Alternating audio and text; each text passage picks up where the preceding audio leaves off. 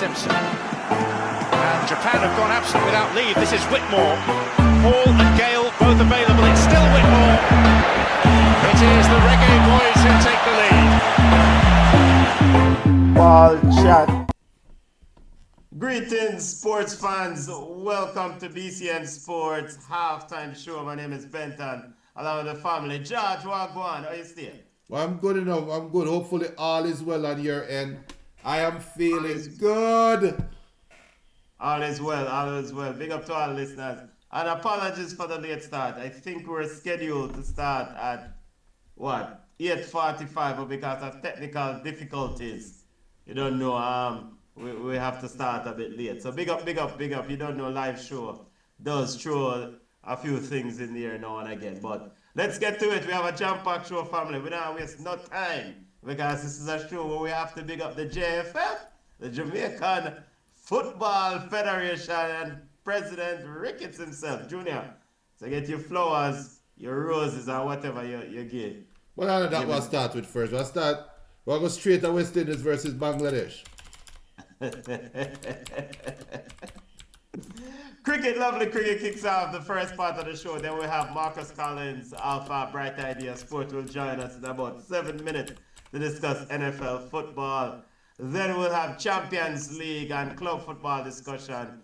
FIFA World Cup, Jamaica looking to get the women's, be one of the hosts for the FIFA Women's World Cup 2035. Mount Pleasant win that game. Bata Bruce in Defense Force in Caribbean Cup, and much more in club football discussion. All right, now to cricket, family. West Indies is playing Bangladesh in an ODI series over in Bangladesh.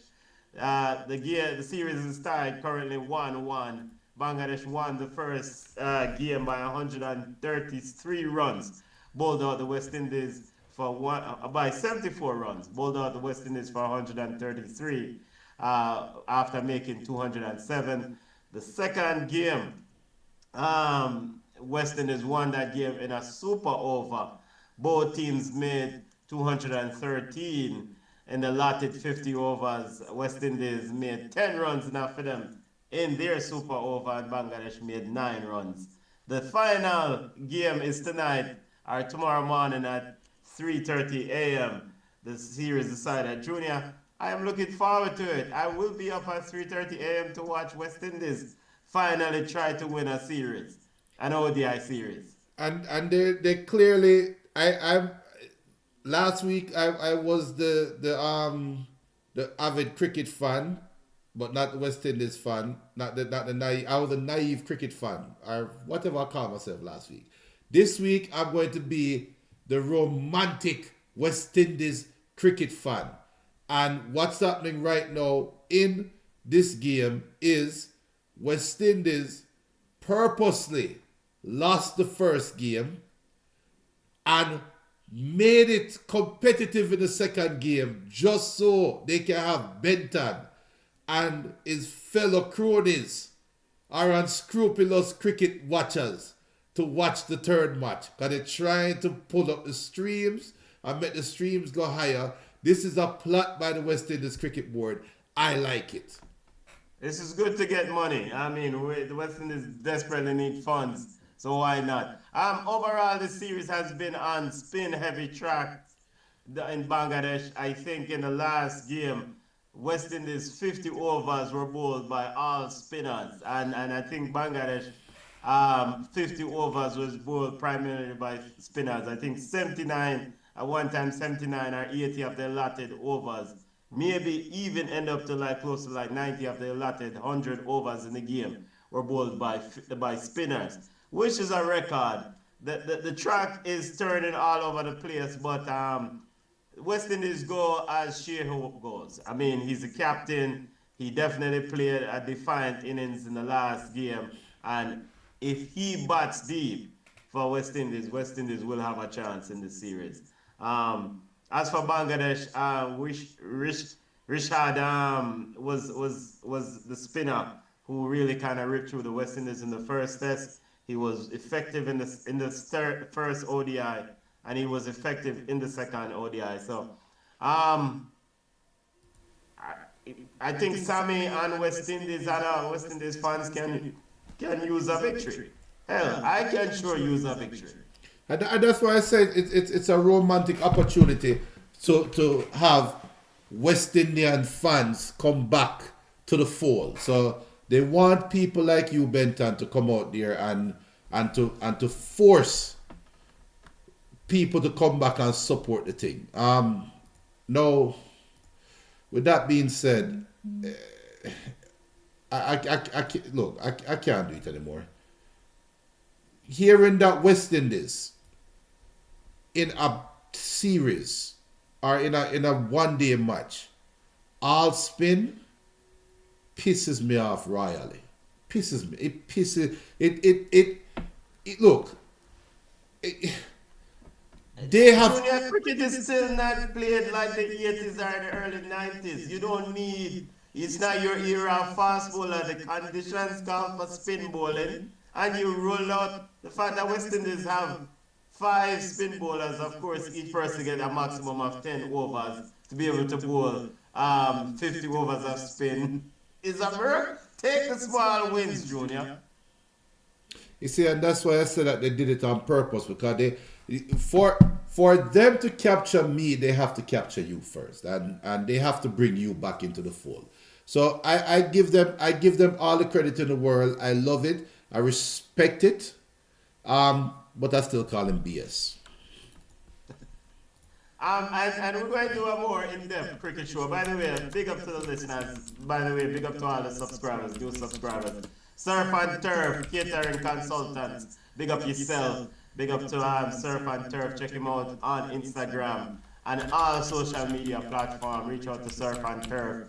Yo, the fried dumpling them look turn up. Excellent, excellent. Sort out some things for the BCN Sports community for the holiday thing. Junior, but we have to do a more detailed cricket show coming up in the future. I might jump on tomorrow to recap this series. Also tonight, to recap this West Indies Bangladesh series. But also another big series that's currently going on, ODI series, India versus Australia. Australia won the first game of that encounter, and the next one will be tonight at 11:30 p.m. So I will be up for quite a while tonight watching some cricket, lovely cricket. Looking forward to it. Yeah. Of course, I will not be up at 3:30 a.m. to watch the West Indies. I'll catch that in the morning. Good for you, sir. I'm very happy for you, sir. And for all you cricket West Indies fans, Junior Pringle, Dial Gale, yes, I'm calling him. That's stepping back from West Indies in this mediocre phase. This is the time when you truly realize real fans. It's easy to support the West Indies when they are glorious and on top of the world. But when they're mediocre is when they need us the best, the most. I'm done. I cough. I'm going to cough at that statement. So tell you and Tiger can come at me.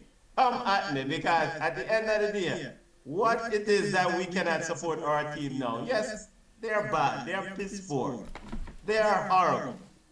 All right. Yes, but they are our team. This is our team. Come on, man. Let me cough at you again. I'm sorry. This is our team. And these players, these boys, these men need us our support now more than ever.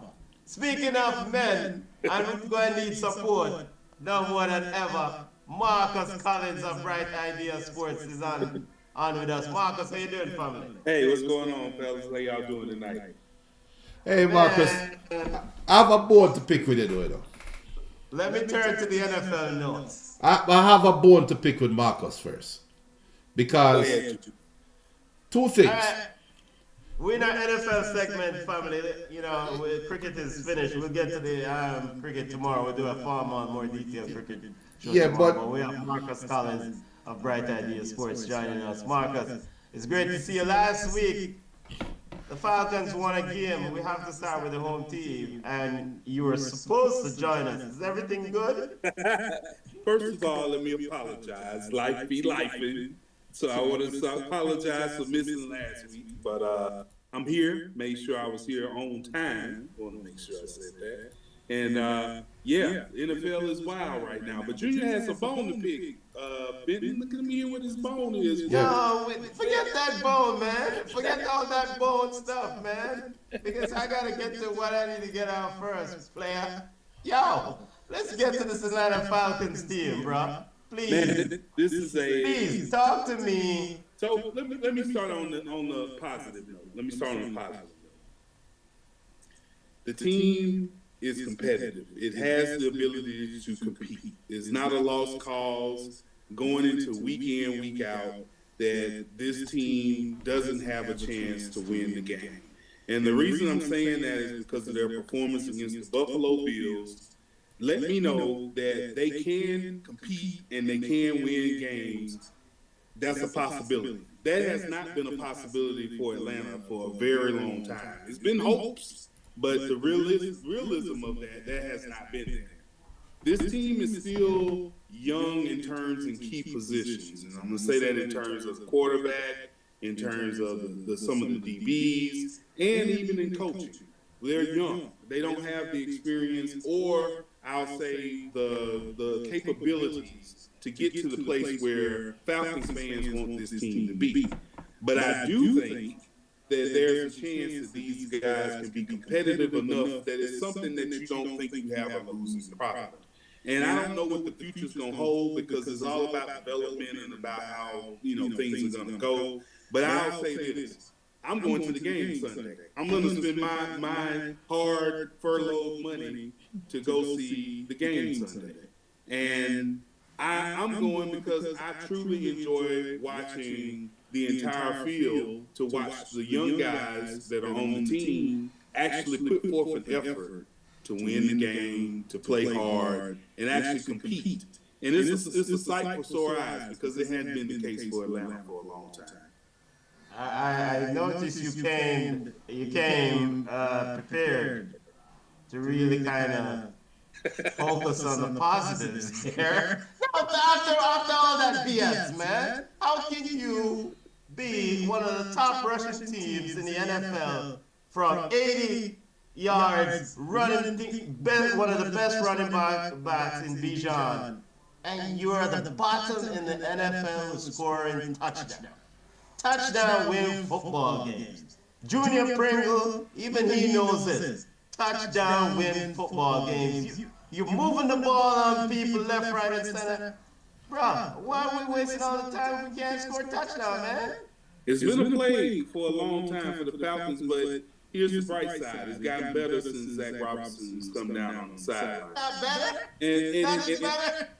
It's that, believe it or not, I'll tell you like this. Have we been talking about the kicker?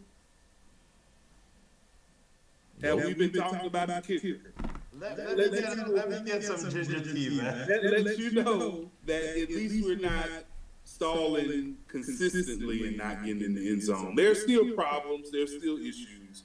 But luckily for the past couple of games, they've been getting in the end zone. And I think it's going to get better, Benton. I just think that there's just some things of growth and development that has to happen with a young team. We're putting it out there that they made it and that they're there already, but they're not. We got to remember they're not. And one thing that I'm going to say that's really big right now is Diablo getting hurt Sunday is a big blow for the team. He was very essential for that defense, and I hope that we can sustain what we've been doing. But what I saw in the second half of that Frisco game, I'm not real sure that we're going to be as good as we were on defense. Without him, he was a key cog to the game, for sure. All right. You didn't convince me. Junior, you can pick your bone, bro. No, I want to pick up on where Marcus left off though, because one thing about the Falcons and Benton, I think you represent a slight majority in the Atlanta Falcons fan base where is gloom and doom, right? And that unfortunately is a side effect of PTSD. And it's unfortunate, and I'm sorry you had to go through this, Benton. But no, Falcons have the number one defense in the NFL. At least up until before Sunday's game, they're the number one defense in the NFL. It translates. They will be fine. Now, I think Marcus, I'll echo what you said about coaching, because there was a moment in the game in San Francisco when it was 4th and 1, and instead of just doing a quarterback sneak, they tried to make a pass. I think it was a swing pass to Bijan. This was in the fourth quarter, I think. No, it wasn't the fourth quarter. They were down 4, I believe, at the time, right before San Francisco had that long drive. Right. And they were in field goal range as well. So that to me is poor coaching. Now, the board I have to pick is, after the last time, I went to Philadelphia. I went to the Denver game. I sat in the stands. Me and my wife was in the stands, and I swear to you, at halftime, I looked at my wife and I said, Marcus jinxed my team. I just said, what are you talking about? You guys winning? I'm like, no, we're not winning this game. And I saw it. I saw them losing, and I was sitting beside some, we in Philadelphia. So this guy was saying, are you a Philadelphia fan? I said, yeah, I'm an Eagles fan. But that is Sean Payton on the other side. He is out coaching us right now. And this was something that you spoke about and with the Eagles and with other teams as well, which I have to give you credit for. But I have a board for picking. Plus, Florida State has been garbage since we talked about Florida State. Look, listen, I'm not talking football with this brother no more.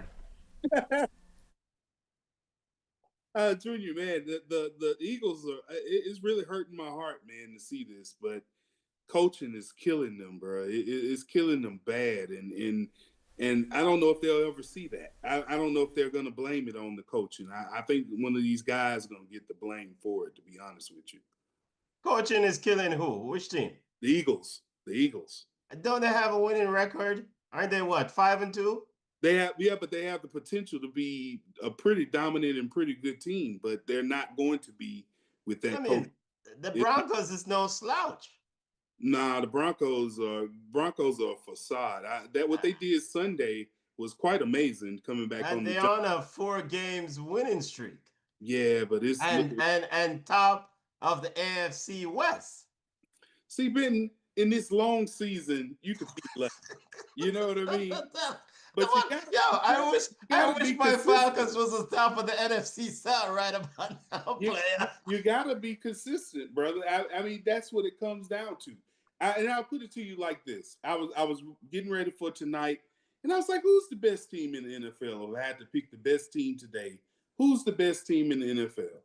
And I shocked myself who I would say the best team in the NFL is right now. So who did you come up with? The Indianapolis Colts. And the reason I say the Colts, they don't make any mistakes. They can run the ball, they can pass the ball, and they got a defense that's decent enough to keep them in the game and or dominate the game if they're playing pretty well. They pretty solid throughout the entire place. Daniel Jones doesn't get a lot of pressure on him. He doesn't make a lot of mistakes. They got several people that can throw the ball. They got the young tight end. Jonathan Taylor has the most touchdowns in the league right now. So they're running the ball whenever they want to. And the defense is holding up. They're not a slouch. They're not losing, their touch there. So right now, the Colts are playing the most consistent, good football along with the guys out there in the NFC West. They're playing great ball as well. Those are the best teams to me right now. Because Detroit, I don't know. It's like Philly. It's coaching. What are they going to do? I mean, I do agree with you on the Colts being the best team, at least so far, in terms of consistency. I mean, they're winning football games. I mean, I think they have like an 85% winning percent, and they're leading the AFC South or whatever the heck it is. So they're leading division. I mean, granted, the Jaguars, the Texans are all bugs, but they're winning football games. And so Colts, Broncos, we saw Broncos last year.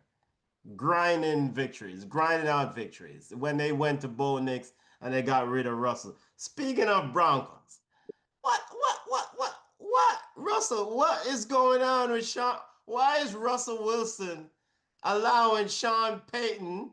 Why didn't this man just retire? Why is Sean Payton said after the game, after the 33-32 victory over the Giants, saying that he'd hoped that it was Russell Wilson that they faced as opposed to Dart, because it would imply it would have been easier to face Russell Wilson?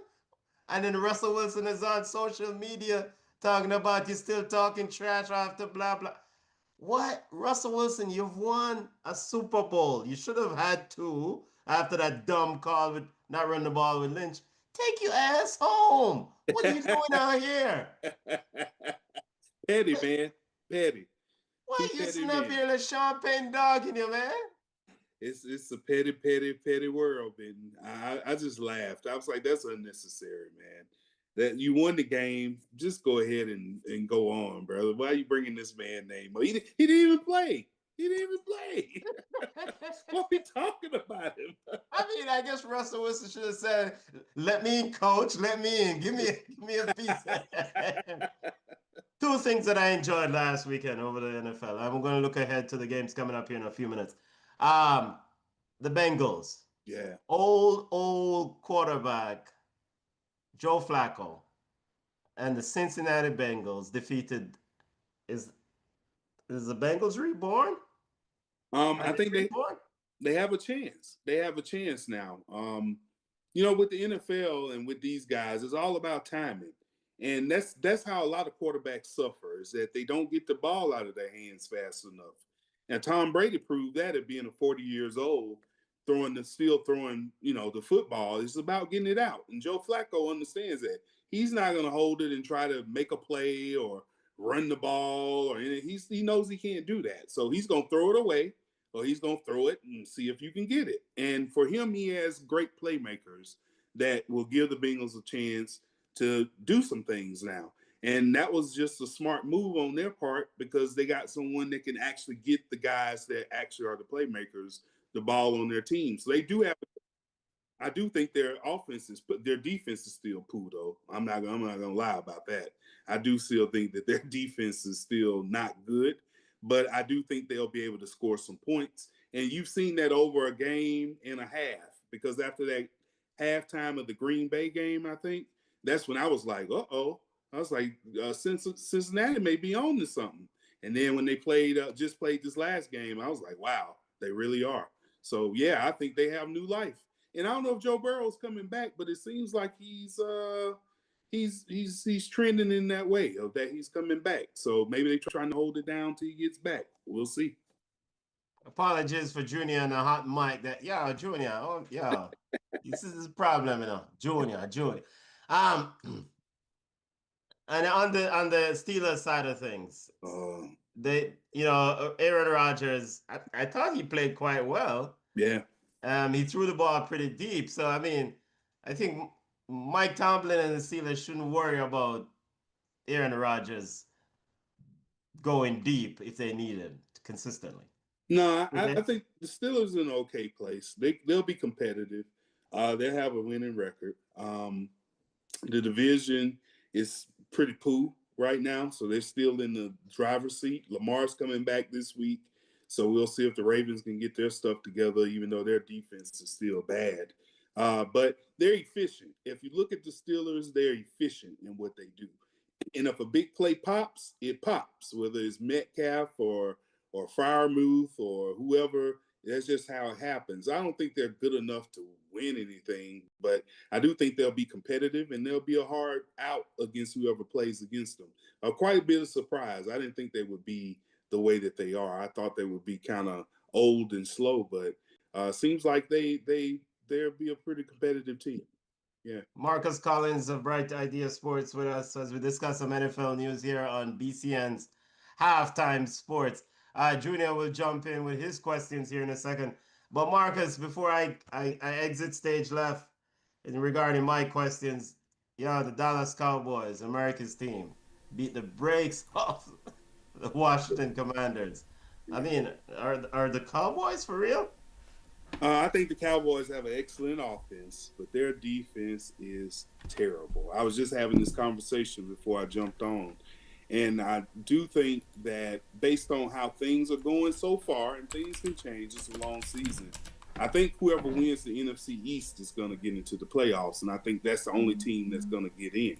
So the Cowboys seem like their only hope is to win the division. And I don't know if the Eagles are really going to give it to them like that or not. We'll see how that coaching part works out. They have an excellent offense, but they have that excellent offense until they reach a defense that stops them. And then how good are they really going to look at that particular point when you don't have a defense at all? So I'm really not a big proponent in this, this offense is pretty stellar, only because you hadn't really played a team that has a defense to kind of put that offense into check. And then are you able to stop them?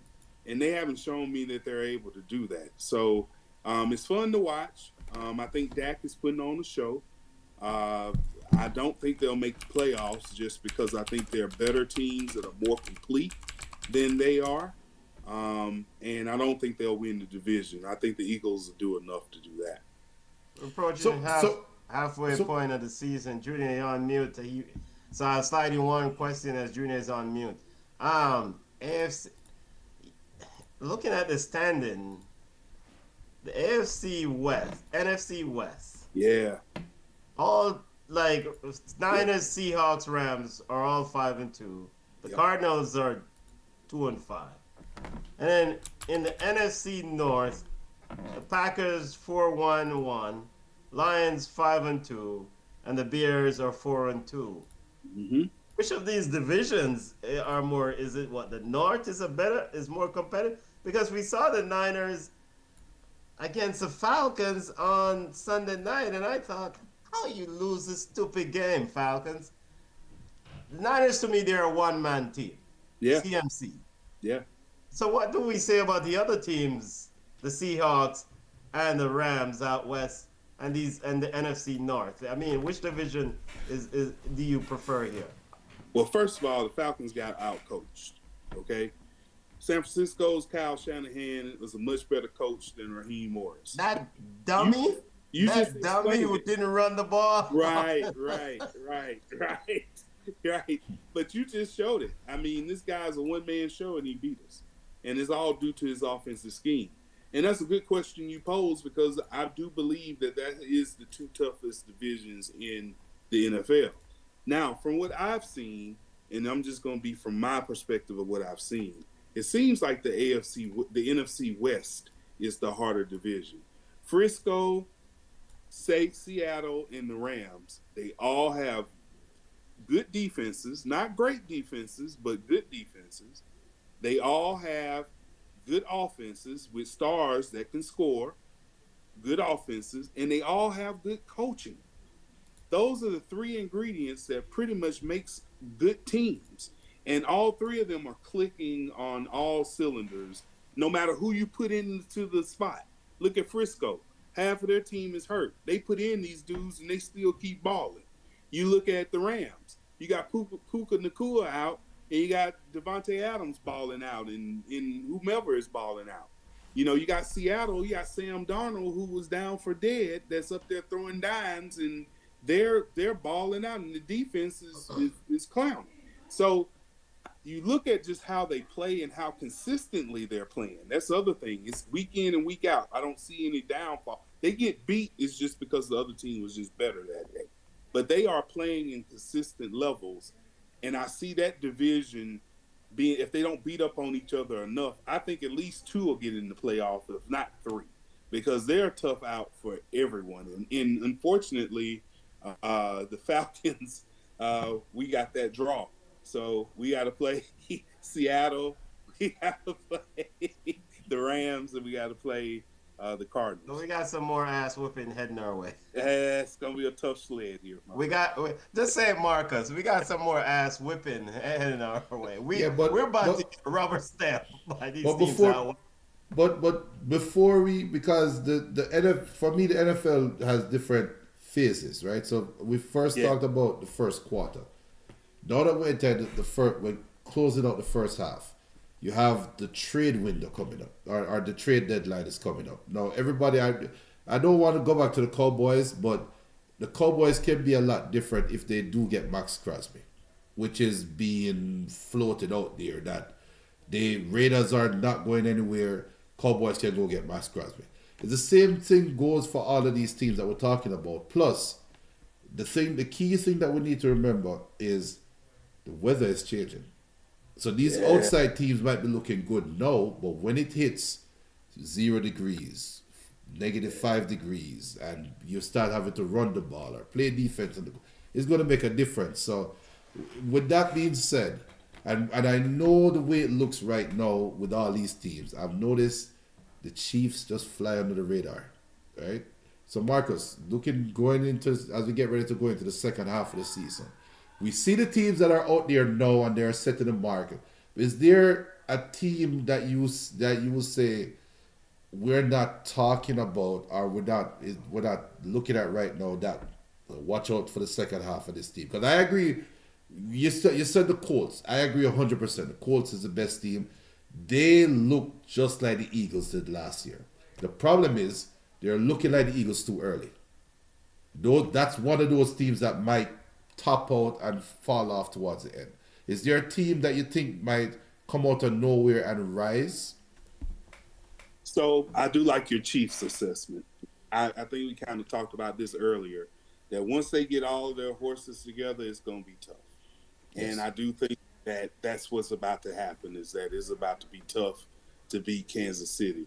But, Junior, you know the team that I really am impressed with, and I think that as it does get colder, I'm curious to see how they're going to perform, and I think they can be a problem, is the New England Patriots. Yes. The Patriots are a team that nobody's talking about, nobody's saying much about, but that quarterback is playing lights out with not many playmakers, not guys that are household names, but these guys from week to week, from Booty to Stephon Diggs to Douglas to Hunter Henry to Hooper to Stevenson, these guys are panning out. But what makes it even better, the defense is playing well enough to keep those guys in games. Yes. And I don't know what they got brewing, but I do think that New England may pose a problem going into the playoffs for some teams that I don't think people expected it to be like this so fast. So that's go ahead. Yeah, that's the team that I think is the sleeper team. Yeah, Vrabel is a very good coach, and Vrabel, they are being built in my opinion, in a Belichick type. You see the Belichick influence, and they kind of have a Detroit feel to them, but not as explosive offensively. But they have that Detroit mentality to them. I love that Patriots pick. So Patriots, Chiefs, you can't forget about the Chiefs. Is the Ravens dead? Let me preface this. I don't think the Ravens are dead. I don't believe in the Steelers, and I think the Ravens still have a chance to win this division. Is that a crazy bet? I want to say yes, Junior, but I'm going to tell you the last couple of weeks I've been having some inner thoughts with myself. And what I've realized is that a lot of these teams and what we remember them to be is not the team that we have right now. And that's what I'm realizing with Baltimore, is that their defense is not as good as what it has been in years. And I think that's the limiting factor for them. I do think that Lamar can carry a team, but I don't know how hurt that defense is. That's why I'm really curious to watch Sunday, because they had a bye week. Everybody had a chance to heal up a little bit. Lamar's supposed to be back. Let's see what they have now, because that game Sunday, I think, will let us know where they are, because they may be too hurt on defense to be competitive, to be honest with you, because I don't know. I really don't know I don't know what their schedule looks like, but if they come across teams that can score, then and that defense can't stop it, then that's a 50-50 game. So I don't want to say they're dead, but this week will let me know. And next week I'll let you know whether or not I think they are. But the defense has to be healed. You get and one caveat, and this is not my stat. I was listening to 92.9 The Game, and they brought this up. The same thing, the Ravens defense, they were hidden last year. They had the same start last year, and they got better towards the end of the year. That's why people are saying, don't count them out as yet. So we'll see, we'll see. But so for the NFC, and I heard when you said the NFC East, you only think one team coming out the NFC East, which to me is I was like, okay, all right. So is the Buccaneers for real? I think the Bucks are good enough. I think they're going to win the NFC South. Injuries may be their limiting factor because they have had some devastating ones. Yeah, but Mike Evans. For some reason, Junior, I'm gonna be honest with you. I think this team has been through so much, like through the battle scars of the past years, that they're just like the Lions. It's one of those teams where they're just like, we're good. Let's get to the playoffs and let's see what we can do, type deal. So that's the way it seems to me. They're competitive in every game. They haven't been inconsistent. It's just if the team was better than them, they just won. So I do think that Tampa has the right recipe. They aren't a scary team in terms of you don't want to play them, but I do think it would be competitive. Them and the Lions are very interesting to me because it's just, you guys have been close. Do you have enough to get over the hump now? And I can't really say yay or nay for both, just because of consistency. I'm not quite sure. So then, and I cannot ask about the about the NFC without asking this question. Okay, you kind of piggyback on what you said about the Ravens. So this week we can say is a must win game for the Ravens, right? And yes, if they lose, they become sellers at the trade market or the trade deadline. So is it fair to say, if Chicago beats them, they are 5-2. Is Chicago Bears for real? Because we can't have it. We can't have it both ways. So if Ravens lose, yeah, I I think the Bears. Okay, so I'll put it to you like this: the Bears showed me last week to take them a little bit more serious than I did before, because I was wondering how the bye week would affect them, because Ben Johnson is a good coach. And I thought that with 2 weeks of having seen what he's seen for the season, was he able to make adjustments and make them a better team? And it looks like he did after the first week. If they beat the Ravens, I think they become a contender in terms of making the playoffs. Do I think they have what it takes to make any noise? I'm not sold on that. But I do think that this win would at least put them in that race, where it goes back to my discussion about only one person from the NFC East would make the playoffs, because now you would have Chicago, Detroit, and Green Bay battling in that division, whereas you got the NFC West battling in that division. Mm-hmm. So more than likely, you're going to have at least two from those divisions, and now you got one from the other ones. So it's that type of thinking is what made me think that, I just think that the NFC East, with the teams in it and the way they're playing, it's going to be who wins the East that's going to make it. The other team may just be on the outside looking in. I have one last question. The Bears are for real. You don't think the Bears are for real? If you look at this record, bro, the man's beat the Bug Raiders by a single point. The Raiders probably the worst team in the NFL. Who's that? The Bears. They beat the Raiders. Yeah. They beat the Raiders. They beat the Saints. They beat the Commanders.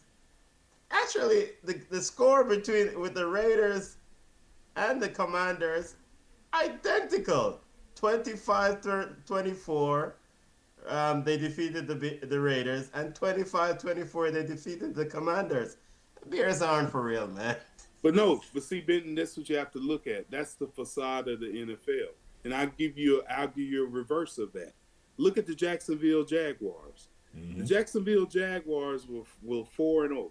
And I think they're on a 2 or 3 game losing streak right now. Mm-hmm. And when I was looking at them winning those games, I was like, there ain't no way those guys should be 4-0. There's no way. But with Chicago, the difference is that after that bye week, that game last week was kind of impressive compared to what you just listed. Because I was seriously questioning, like, are they really for real? Because what you just stated is correct. But that's what development and improvement is real. And I think that Chicago showed improvement last week. They beat the Ravens this week. We could talk about them in a more serious light. They're not beating the Ravens. The Ravens beating at MT Bank in Baltimore. They're about to get rubber stamped. They beat the Saints. We know the Saints are a bug team. That what 26-14. The Saints ain't good. They're The not. schedule is beneficial for the Bears, right? They're not terrible, and they were at home too. The Saints were at home, so The Lions double up these mofos 52-21. Yo, I mean, it's a young quarterback, right? Second year. Yeah. Second year. Well, yeah. So, they got better last year. I mean, last week. Seriously, I watched that game. It was a Monday night. They looked a whole lot better. Whole lot better. okay. Yeah. I know we gotta go, but I want to ask you a couple questions before we go, because we need to get to real football.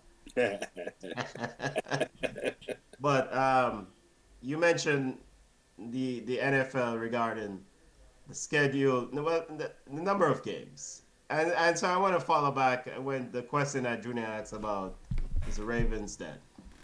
So with the NFL, it's a very physical sport, and so each summer team comes in and be like, yo, we make moves, blah, blah, blah, we're ready. But it's a very unforgiving league in terms of the injuries. So with that being said, Junior, Marcus, is it like fool's gold really predicting Super Bowl winners or predicting playoff teams now because of the impact of and the higher probability of injuries in this league? Yeah, I think now more than ever is pretty much fool's gold predicting Super Bowl participants.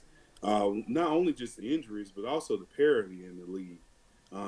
I think this salary cap has really kept these teams in check and spreading out the wealth of talent throughout the league. You're seeing like the smallest of things being the differences between teams, from the way ownership does ownership to how GMs pick, coaches coach. It's all about how your organization is set up and how it's run. But I do think it is fool's gold. But that's what makes it so entertaining, because it gives everybody that hope in the beginning of the season that your team has a chance to actually make it. And, it keeps it exciting and engaging. But the thing about it is that's one part about winning it as well. How lucky were you to not be injured? Were you able to avoid the injury bug and actually be able to keep your stars on the field and let them perform? So those are a lot of the factors that, people don't really think about when they think of the beginning of the season with these bright eyes and high hopes. But there's a lot that goes into that, and a lot of stuff has to bounce your way. It's just not always the best team that comes out on top. We could talk NFL all day, all the time. Your prediction for the Steelers versus Packers game Sunday night, big game. So, it's been wild, man. These picks, I do a little community pick 'em thing every week. I hope you ain't send nobody to college with them picks. Oh, man, we can't go to Vegas on your picks. When I look at these games, I'm like, how in the world did that just happen? But I do think that we reach in the middle of the season. I think teams are who they are. I think there's going to be a lot of emotion in that game, but I don't think that Pittsburgh has enough for Green Bay. I just think they have a little bit too much on offense and defense. It's not going to say it's going to be a blowout, because these games, boy, turn differently. But I do think that Green Bay has more than enough to eke this one out. I'm trying to see where last words. Famous last words. I know, right? Famous last words, right? Yeah. Where is this game? Is it in Green Bay? Yeah, it's in Pittsburgh. Bay, right? It's in Pittsburgh. In Pittsburgh. Oh, okay. And this week, everybody been dumping on Pittsburgh. Everybody dumping on I gotta go with defense. Pittsburgh on this one, Marcus. I gotta pick Pittsburgh on that one at home. You see what I mean? Yeah. On the back of that that victory against that defeat against the Bengals. Everybody's saying Tomlin doesn't have it. The 4-2 Pittsburgh Steelers. Oh, Tomlin, this is the year Tomlin is going to get let go. Yeah, that's all they needed to hear. I yearly think that, brother. Every year, Mike Tomlin, I get fired. You're right. You're right about that. You're right about that. I mean, you got y'all hitting the dead on the head, man. That's why when I say I look at the numbers and I'm like, okay, Green Bay got this. But what you just said, that makes the whole world of difference. Yeah. And next thing you know, the Steelers beat them by 30. You know? Yeah. That's NFL for you. There is Marcus Collins of Bright Idea Sports. Big up yourself, Marcus. Hey, man, you got to come through when Falcons win a game, bro. I know, man. Hey, that's what I keep saying. I was like, I got to make sure I go through. Hey, this week, I'm guaranteeing a victory. Hey, we're going to hold you. So we will not see Marcus next week. So Marcus is just basically saying he won't be here next week. Look, I'm almost like this. If they don't win this one, I don't want to talk about the Falcons. Okay? We just want to keep it moving. Marcus Collins, there you have it. Check out Marcus Collins on all social media platforms and Bright Idea Sports. Big up yourself, Marcus. Have a great week. Yeah, bro. Enjoy the game, man. Yeah, man. Have a good one, brothers. Yeah, enjoy the game. Bro. Yeah. Sure. All right, there you have it, family. NFL discussion, a long NFL discussion. Yo, we need to reach out to the we need to tap into the NFL market because we covering NFL like the big leagues, Junior. ESPN, we're on our way. No, we're not. A party shop station. All right, now to real football. Those are the views of Benton and not ball chat. Yeah, you know, a party shop station that because a certain man I run over there, so. Let's keep it moving. Now to real football. Multinational bid by Jamaica Football Federation, Mexican Football Federation. Junior, change your expression, please. Mexican Football Federation, U.S. Soccer Federation, and Costa Rican Soccer Federation for the FIFA 2031 World Cup. Junior, this is a big deal. World Cup 2031 bid.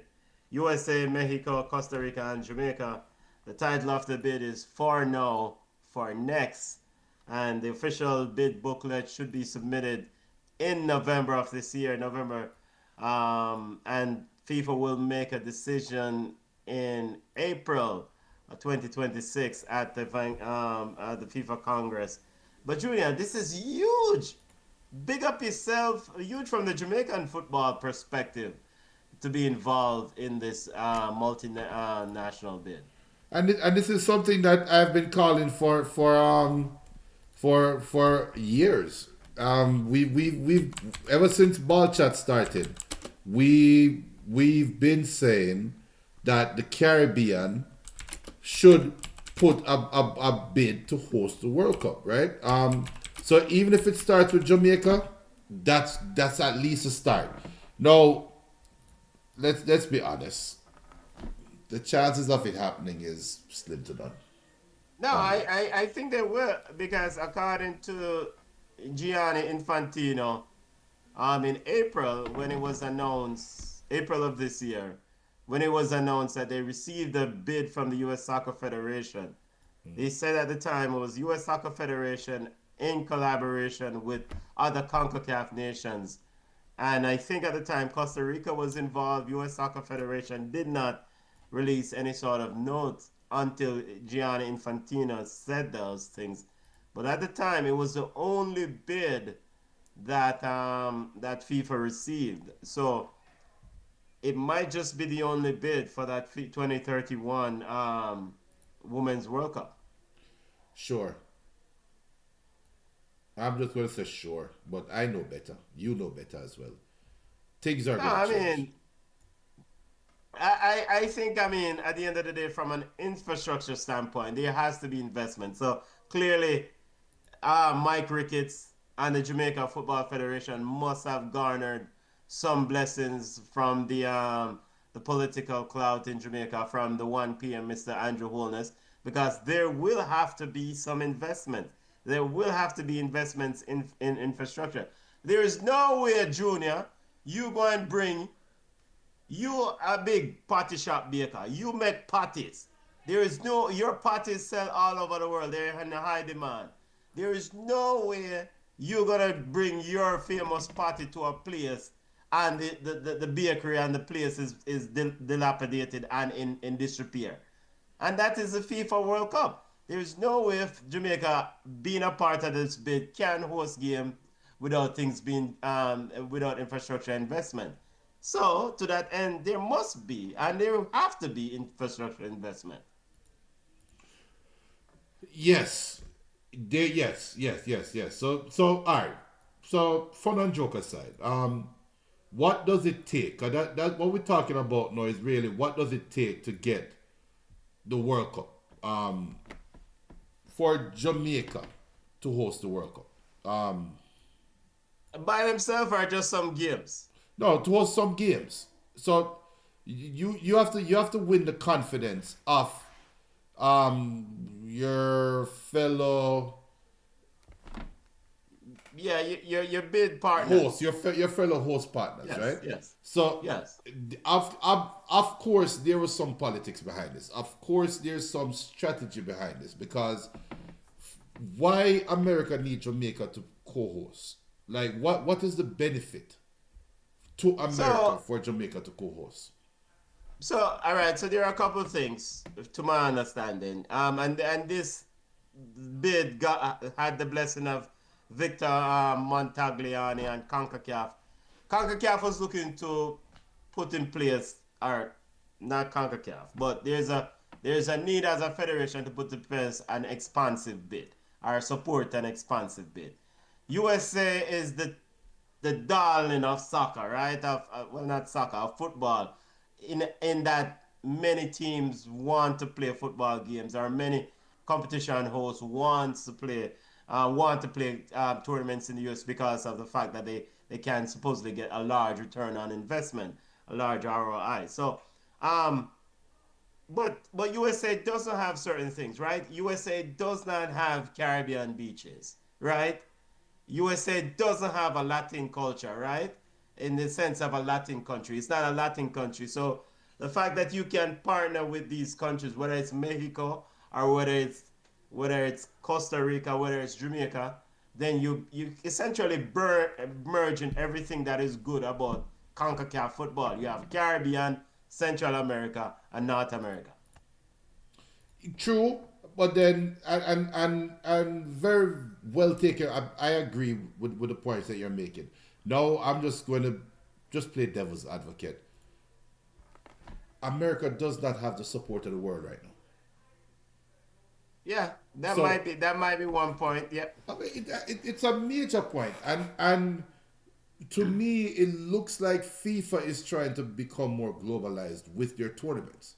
Now, maybe some financial person sat down and did the numbers and said, here is what we can get out of one country hosting the world, hosting a FIFA event, versus here what we can get if we have 1, 2, 3, 4, 5 countries hosting the FIFA. Because it's not uncanny that now that we're seeing them opening up these tournaments to multi-country hosting.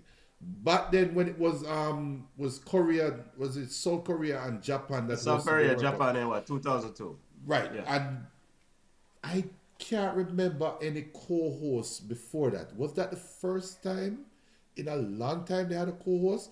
But whatever it was, back then it was, well, the infrastructure is not in place for one of these countries to host it, so we'll just split it up. But now it looks like there's more to gain out of it because there has to be something financial behind this. America don't need any other country to host the World Cup. They don't. They have enough. They can host. They've shown they can host 2 major tournaments at the same time. So they can host the World Cup, and the 2 major tournaments being the Gold Cup and the FIFA Club World Cup. They had both tournaments played at the same time. Both went off without a hitch. Nothing technical happened. Everything went good. So they're more than have the infrastructure. There has to be something political in play. Has to be.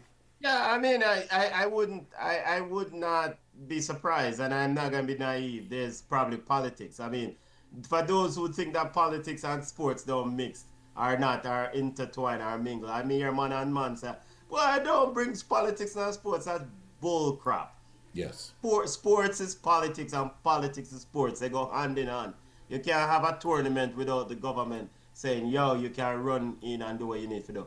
But yeah, I mean, but yes, the numbers guy, the accountant, the actuary scientist, blah, for FIFA, they must have run the numbers. But also, from a US perspective, they must have also ran the numbers and see how is this the best way they can make it as lucrative as possible, right? Because, let's see what it's like. But I think from a Jamaican perspective, I am over the moon and ecstatic. Now, granted, there might be some Jamaican taxpayers who may be pissed off about this, knowing that this money might be best served because Jamaican taxpayers will have to pony up some money to develop, invest, and improve these infrastructures, right? No. For football tournament. No. You already. No, of course. No, you already have a FIFA sanctioned stadium. Look, all right. You can't play a World Cup on a stadium there, Junior. That's a foolishness. You can't play a World Cup on a national stadium. That stadium is not. It's about FIFA sanctioned stadium. All right. You know what? CONCACAF World Cup qualifier, a man are dropping a pothole. You cannot play a World Cup on that stadium, Junior. True. A good pitch now. Okay, I will take that back. Cool. However, President Ricketts, because we still want to have somebody from JFF to be on the show, so I'm not going to call them out their name. So Mr. Ricketts and company. I don't think he's coming now. I'm on a star now. I'm on a big deal. If not found, why would Mr. Ricketts come for look at BCN Sports when he's about to win a success, be a part of a successful bid for us World Cup? I want you. Yeah, true. Well, okay, so when we look at Tiki subscribers, by the way, big up on yourself to all the subscribers. We love you now. But so Mr. Ricketts and company, President Ricketts and company, they did not go to America with this bid proposal.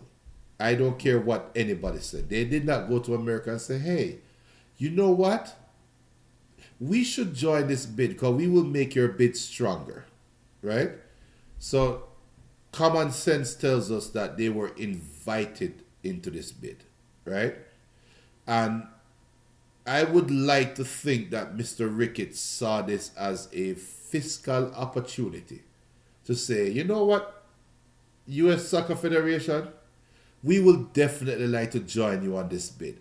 However, we would like to get our stadium lights to be up to snuff so that we can hold. No, if you want us to join your bid to make this stronger, pony up some money and change up the lights. Because at the end of the day, we saw, all right, you're talking about the condition of the stadium, and it's a twofold conversation.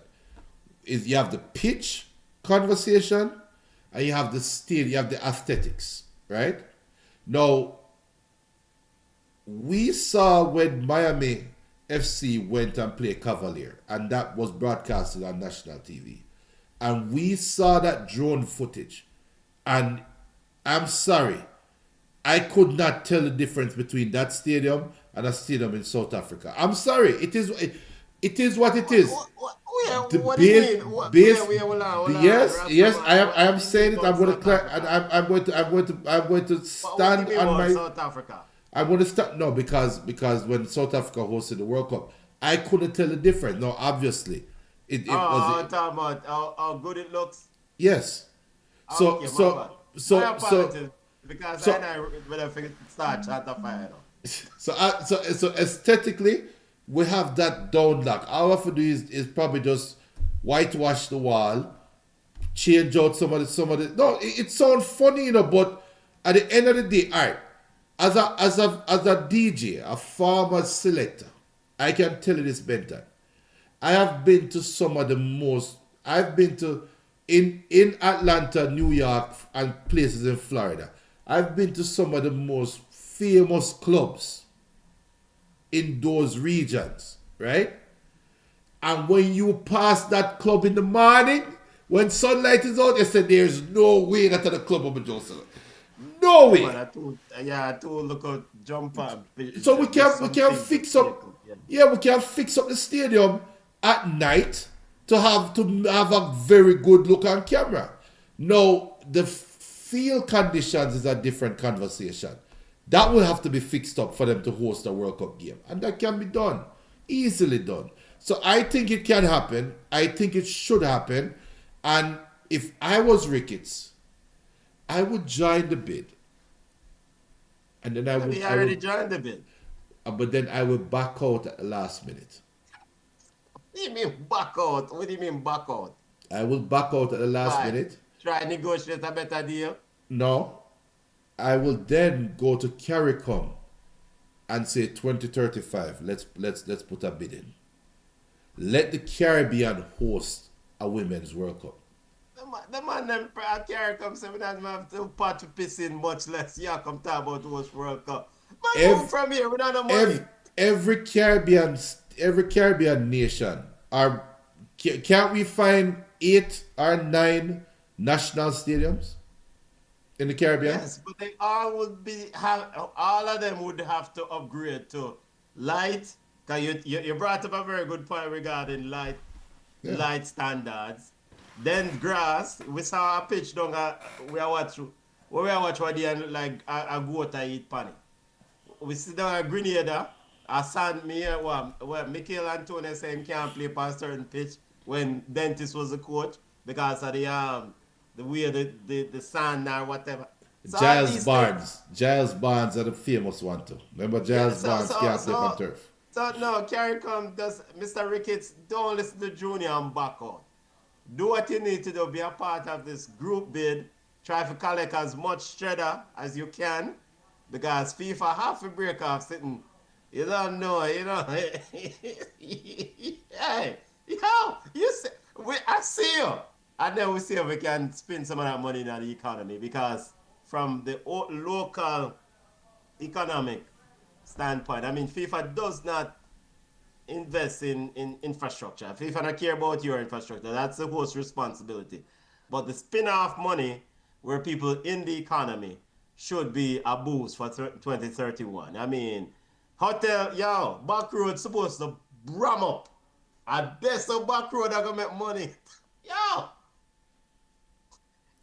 think in Brazil, in 2018, 2014, Brazil, them said them not teach them English because back road of Brazil, money I make.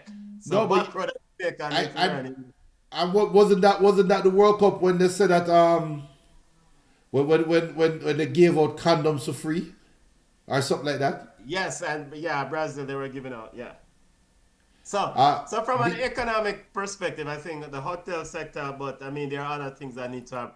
It needs to be a united front, a collaborative effort. This is huge, and I must commend Mike Ricketts and the JFF, for joining the bid. I mean, and working with the respective federations, and I mean, hopefully, it don't matter what games them get.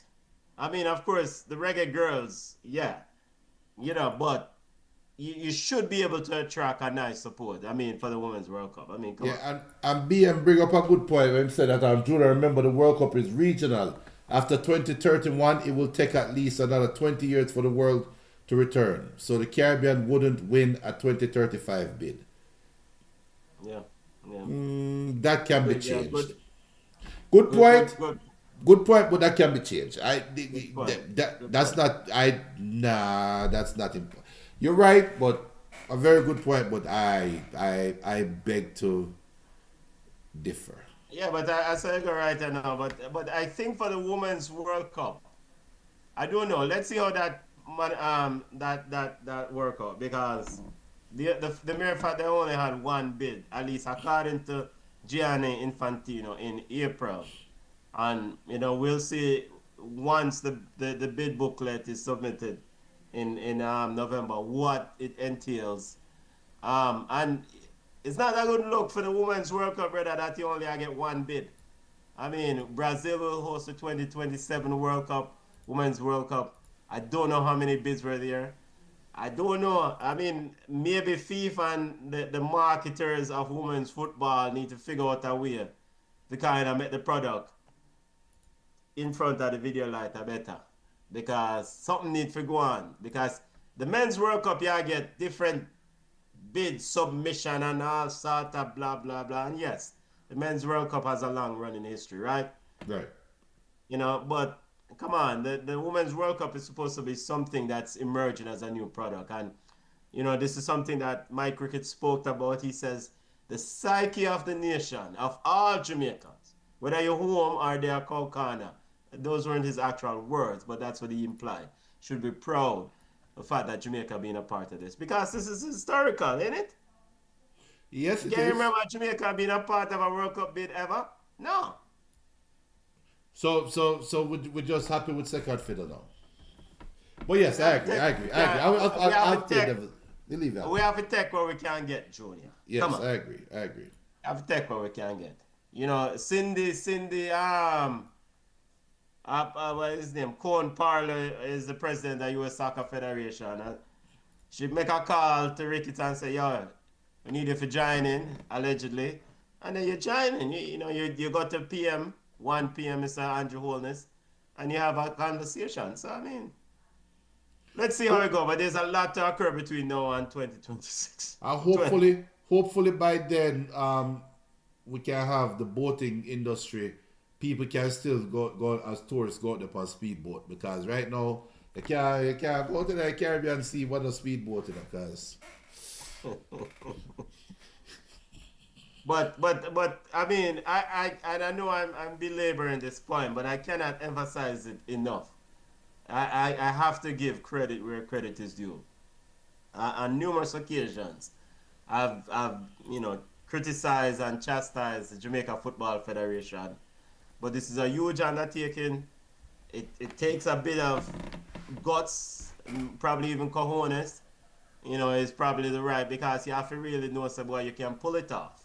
Yeah. And to step forward and then join the bid. Let's see how it goes. But I'm looking forward to it. So let's see.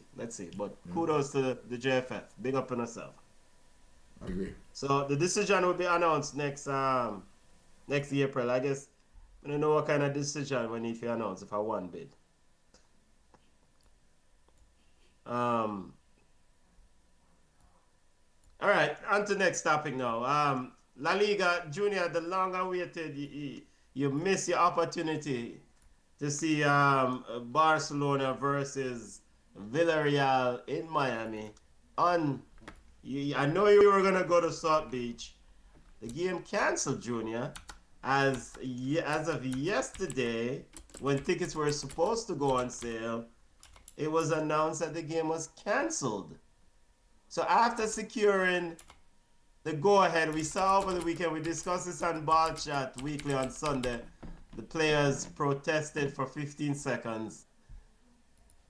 Relevant, the sponsor of the event, the promoter of the event, and La Liga have decided to call off the game. Junior, talk to me. What happened? As I put as the topic there, it says La Liga got to their senses.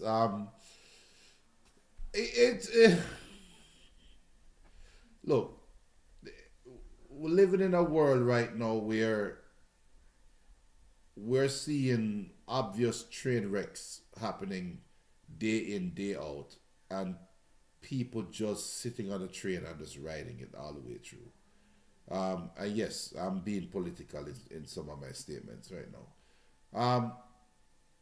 This was just one of those dumb decisions. We talked about it. There was nothing smart about it. There was nothing. You couldn't hide. You couldn't hide your truth, and the truth being, we're just trying to milk the cow. We're just trying to milk it. We're trying to break into this market and make a lot of money. And this conversation started from the Super League.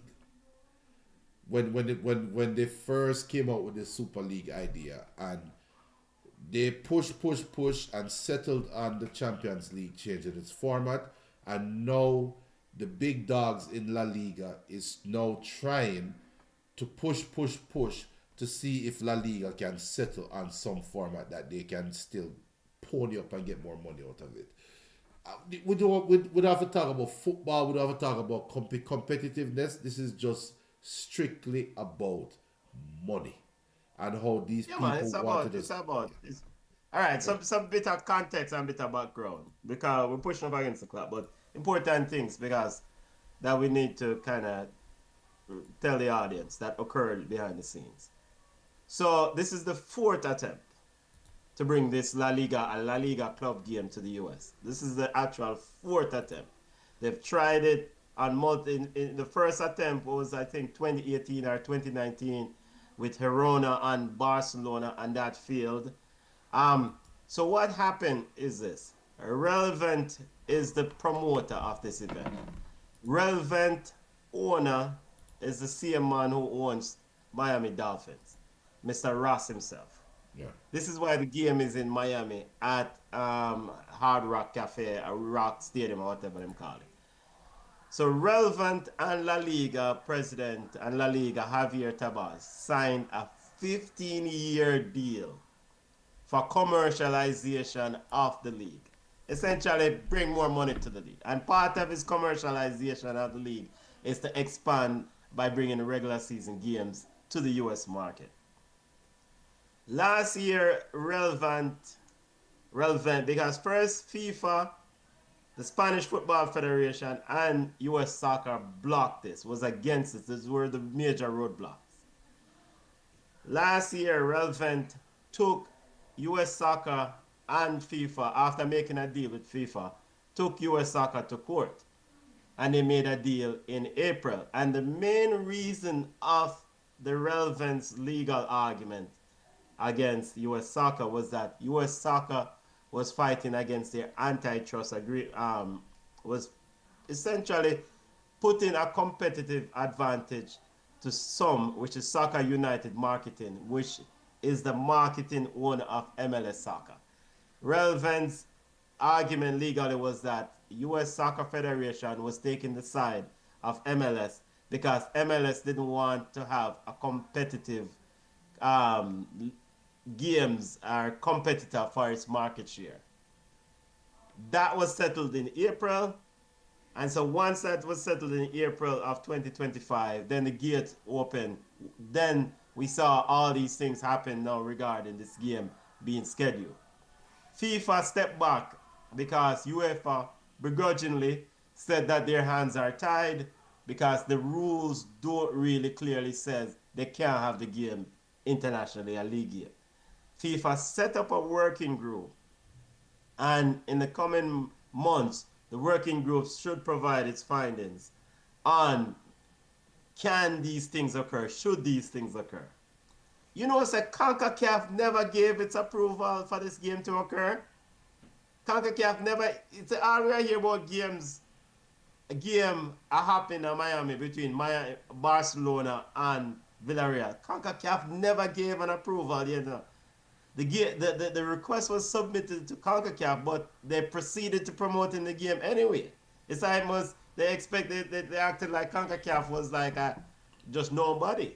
That's the pressure. And They put that added pressure. And then the Spain sports ministry never gave an approval either.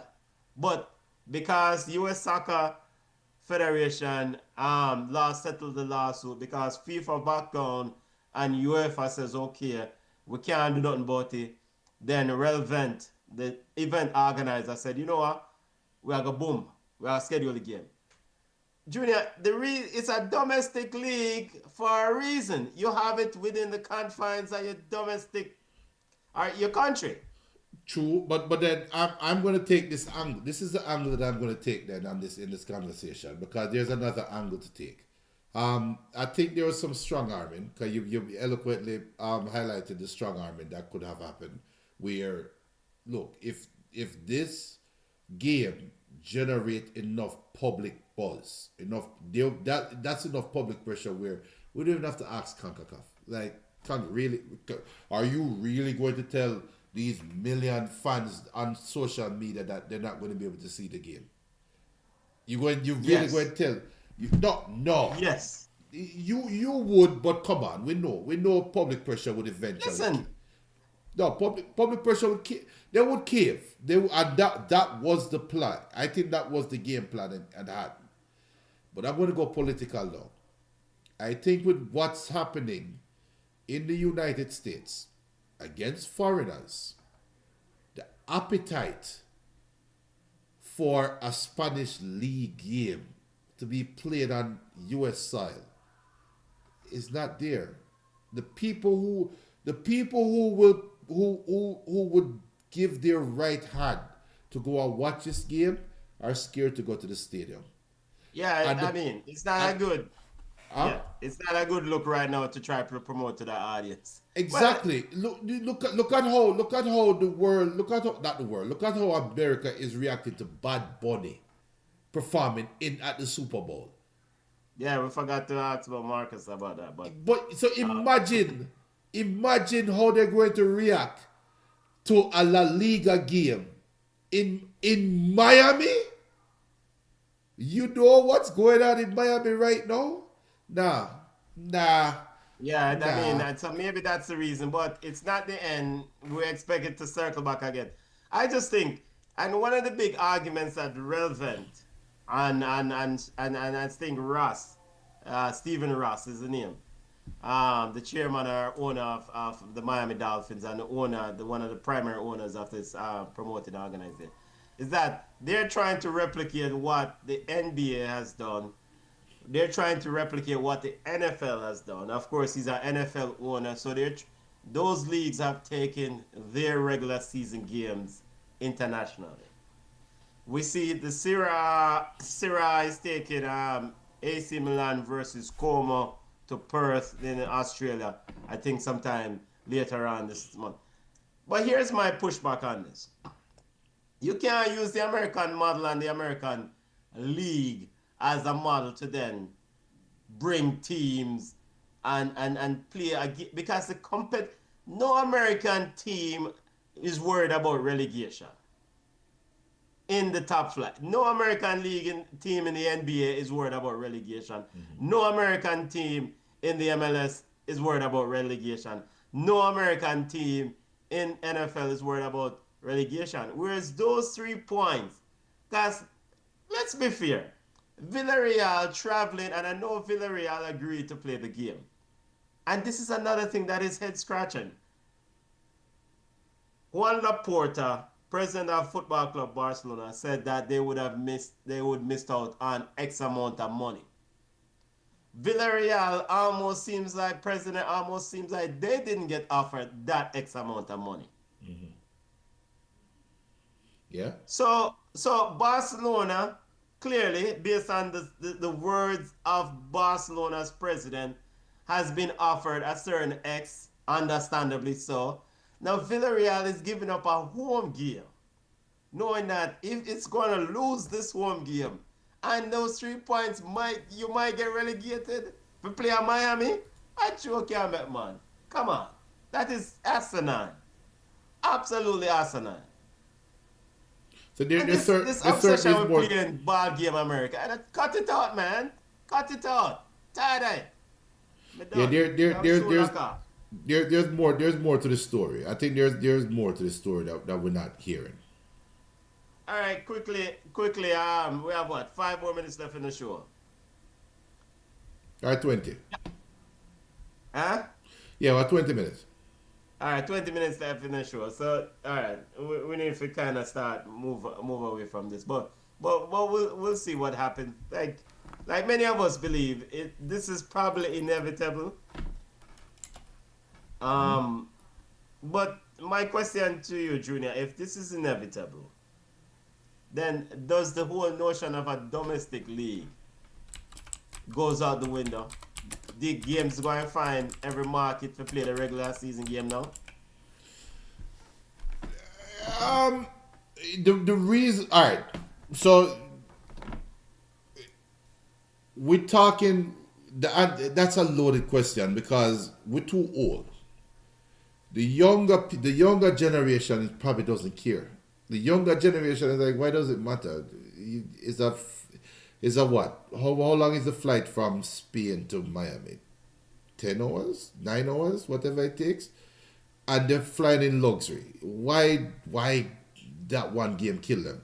So we are coming still from a mindset of local, which I agree.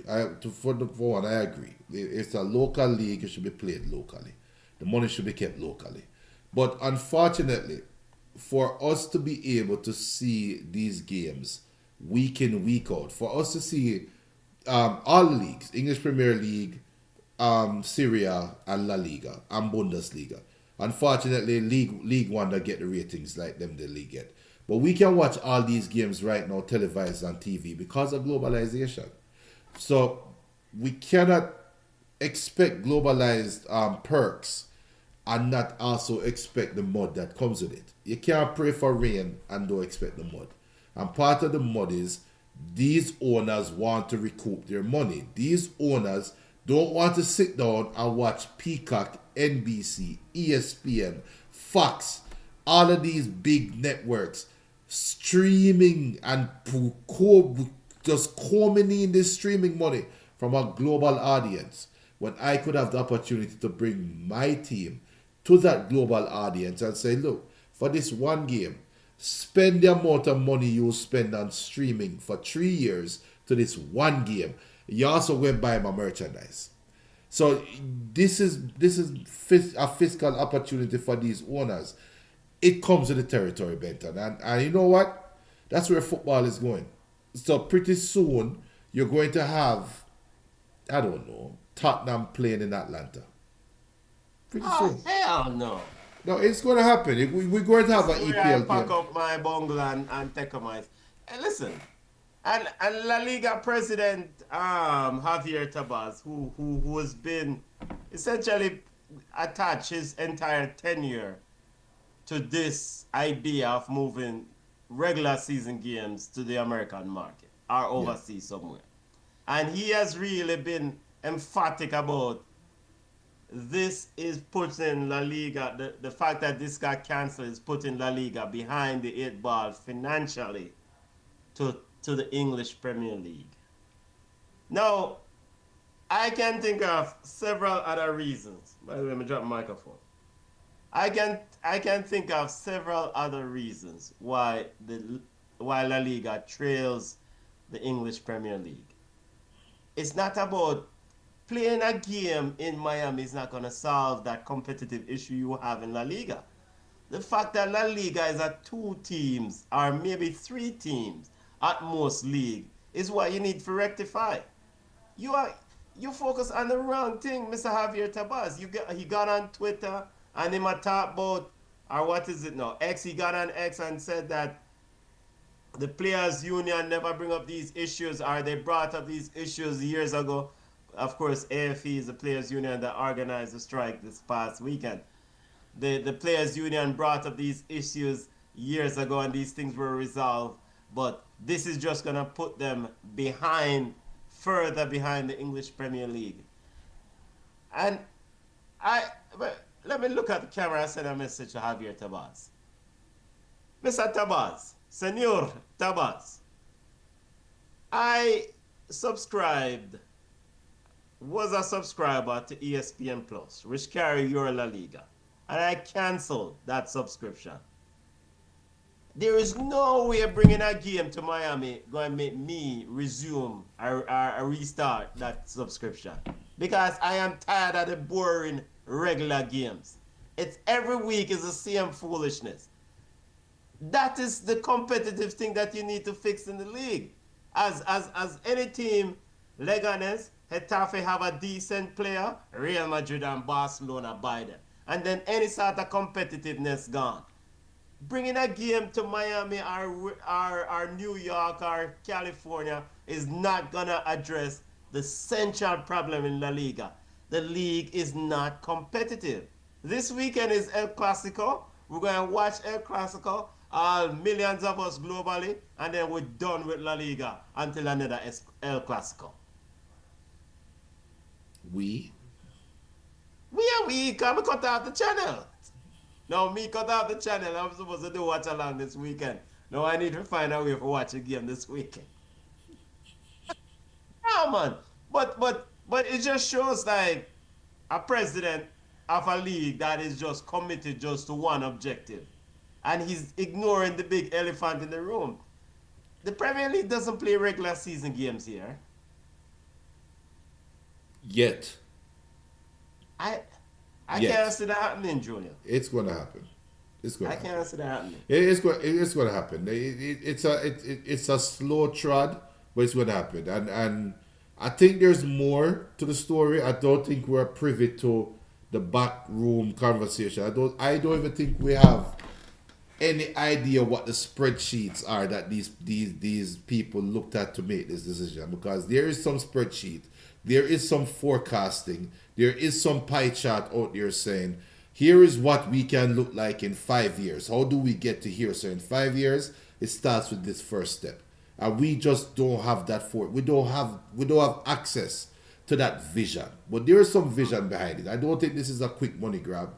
I don't think La Liga was going to move to America. I don't think that. I never thought that would happen. I don't think there would be a La Liga team in America or an EPL team in America. I don't think that's. I think this is just an opportunity to expand the brand, and that's all they're doing. And we'll see. In this landscape of social media, this is not the mid-80s. You don't need to fly down one regular season game called expand brand. You have off season, you have this local idiot club World Cup that just take place. Expand your brand that way, brother. Premier League teams, they have what? Premier League off season tour where one bag of Arsenal fans run up and down, go watch training, and while we drive, go around, go watch these teams. Well, you did drive, go watch Liverpool and Man United at South Carolina. These things happen. I mean, so, La Liga, have your tables chuck off your brother. And the elephant in the room, also here. We know we need to move away from this topic. But I feel very passionate about this, very strongly. Because I see this affecting local football within country, whether it's in CONCACAF leagues themselves. Now, I'm anti-MLS because the fact that they don't have promotion and relegation. But I'm pro-USL because of that. Right. Now, La Liga is advocating for this thing. And Real Madrid, one of the powerhouse in La Liga, maybe the most powerful team in La Liga, is totally against it. And one of the reasons why La Liga have an axe to grind, or Real Madrid has an axe to grind, is because of the Super League. Because Real Madrid backed the Super League from now till next year, and La Liga was against the Super League. You think Real Madrid are going to help you, La Liga, achieve putting games on a corner? No. And you mash up them Super League? No. Not while Florentino Perez is alive. Not gonna happen. So. Yeah. I think All there's right, more. I think there's more. I think there's more to come, and there's going to be a show in the future where we look back and say, do you remember when? And we're going to laugh at this. All right, let's get to some actual games on the field. Champions League games occurred yesterday and today, this week. Junior, Liverpool is back. Defeated Eintracht and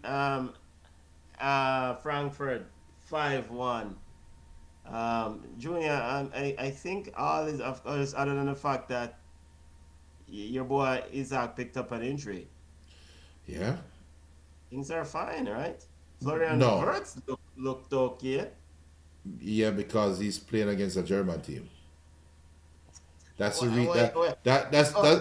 What exactly are you trying to say? Liverpool bought a ball that only good against German teams? I mean, it shows. It's a sample size of what?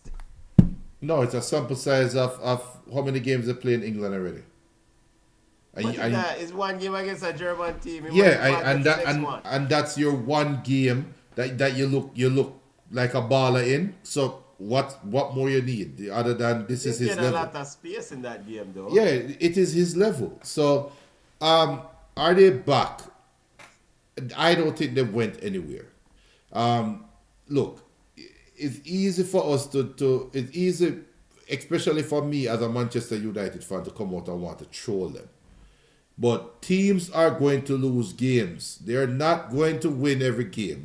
We're not going to have another Arsenal Invincibles. So maybe Liverpool have their 3 losses, or 3 of 6 losses, or 7 losses from the season, all in one clump, instead of spreading it out through the season. Time will tell. They get a soft soap team and beat them up. What should be talked about, though, is Salah got benched. I was about to ask you about that. We pushed Right. up against the run through it. Yeah, Okay, but that's a big thing. Salah got benched. I mean, and Liverpool seemed okay. Another big story is Frimpong injury prone? I know he got injured early. Yeah. All right. So quickly, 2 things on the Salah thing.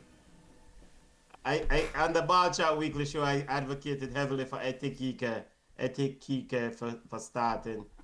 I actually thought Isak should have robbed the bench, and Mohamed Salah start and Ekitike go down the middle, and with a fluidity in terms of moving out left sometimes with gap call. Slot no piss off the Egyptian king, so he better tread carefully. Because, and maybe this is a discussion for another time. Salah and Isak now playing on ball. Isak definitely now playing on ball. Rub bench. Play Ekitike down the middle. Or what he did today, he put Ekitike at left wing. So what does tell me about Federico Chiesa?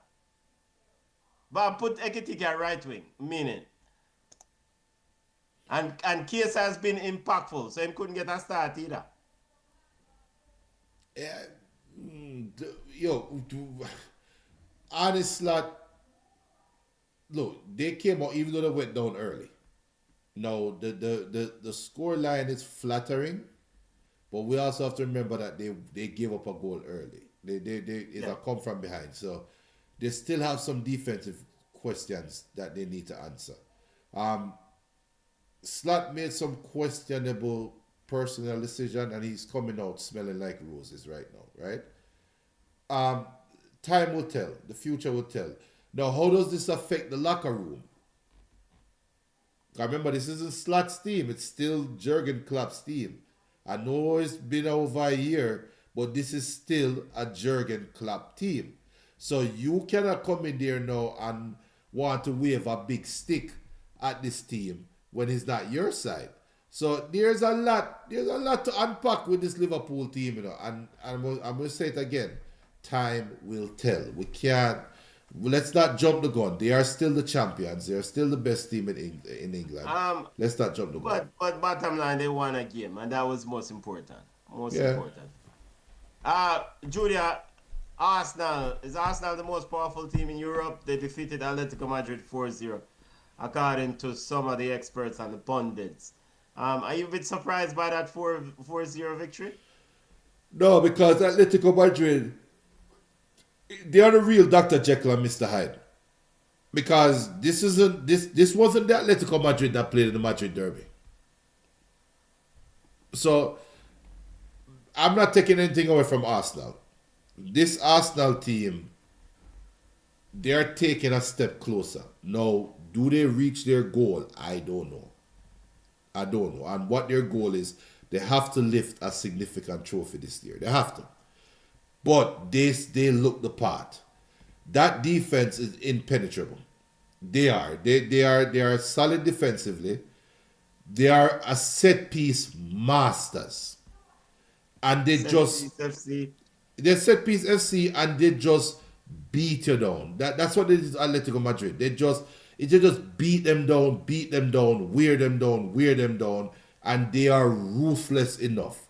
And that's what was missing from them over the last couple of years. Because the defense has always been there. The corner kick and set piece chances have always been there. They just never had that ruthlessness to them, and they seem to have developed that killer instinct where what we saw at the Bernabeu last year is expected to be the norm this year, and that's dangerous. So there's something to this Arsenal team, but injuries and just bad luck can still kick in, and Arteta can still be Arteta. But when all things stay equal, there's something about this Arsenal team. Before we leave Champions League, or touch anything else regarding that you think is important? A couple results. PSG 7-2 over Leverkusen. PSG 7-2 over Leverkusen. PSV 6-2 over Napoli. Newcastle 3-0 over Benfica. Which of those three results surprise you, if any? The Napoli, of course, you have to be the Napoli game. And I think this is a test for Conte because we know he is just 1 centimeter away from bursting, right? So Scott McTominay did score 2 goals. This is a bit. I mean, they did end up with a red card in the 76 minutes to Lorenzo Luca. But the game was done though. By then it was already gone. At that time they were up. They were down 3-1. Oh no, it was 2-1. It was still 2-1. Oh, it was still 2-1. Okay. Yeah. Still. So by the red card it was 2-1. The third goal came right 3-1. after that. 3-1. Yeah, It was 3-1. 3-1. The game was gone. The game was gone. So the 6-2 Napoli should not lose to PSV 6-2 anywhere in the world. Anywhere in the world. Not this year. Napoli should not lose 6-2 to PSV. That to me is more shocking.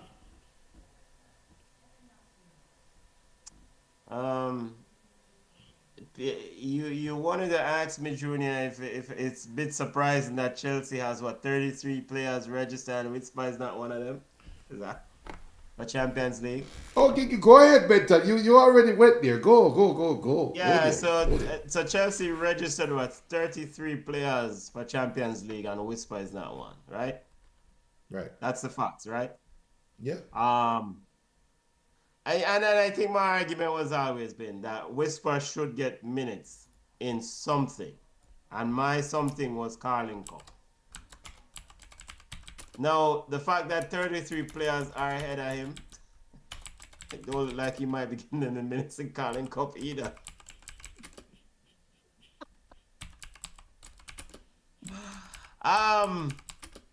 Wow, okay, I didn't see that one coming.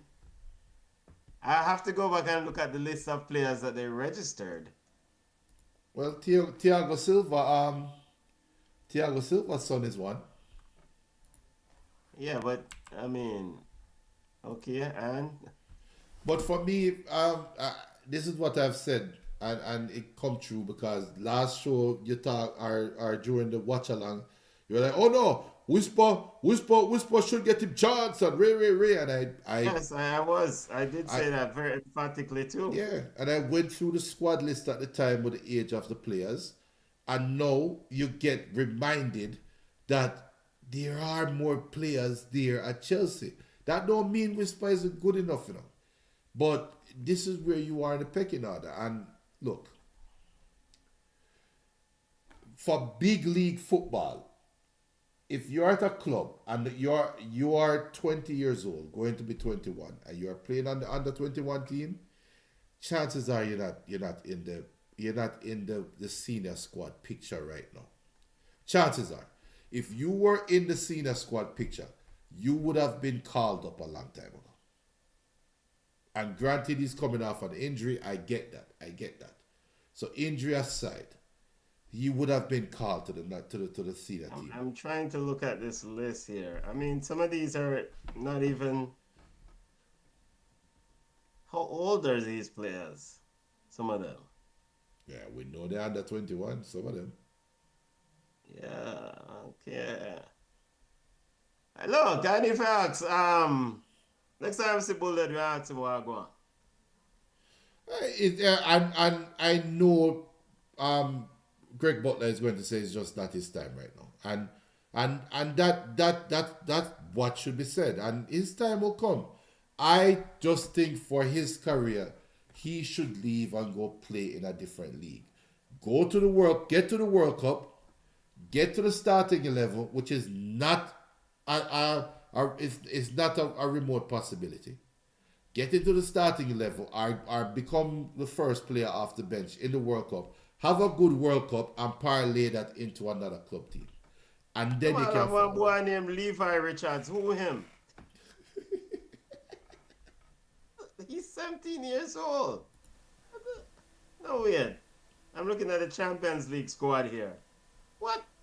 Oh man, this don't make no sense. So you said I'm a bad mind whisper now. Something. Is that where we're going in the now? world? Is that where we're going with the conversation? They're a bad mind whisper, Walsh, Garden, 16 years old, Holland. Who's this brother? Rabja? He just show you enough ball in the world. And That's what I showed. What position Thiago Silva's son play? I think he's a defender or he's a midfielder. Oh man, we have to go make a call and move the ball. Cause this is not acceptable. Come on. I've been said it. He's a left back. Thiago Silva's son is a left back. They have 17 years, 4 16-year-old Vidal Kleibert. Okay, all right. And for the record, this is the Chelsea B squad. So this is not even the main squad. These are the players that in the event that they need to make an emergency switch or make a change to the squad, this group of players are the players that they are going to call on. Right. No, sir. We're gonna have to investigate. We'll try to find out more on why it wasn't included in this thing. I mean, they have other. I don't want to say better options. They have other options. I want to make a call. All right, that's it for me now. El Clasico watch along this weekend at 11:30 a.m. on Sunday. As long as when if ESPN Plus can free me up a look at 1 day pass.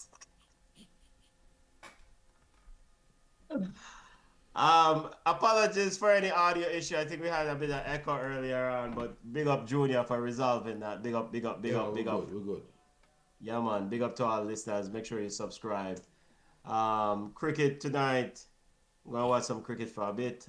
I will do a recap tomorrow of the series, the West Indies Bangladesh series, and maybe a recorded recap and drop it. All right.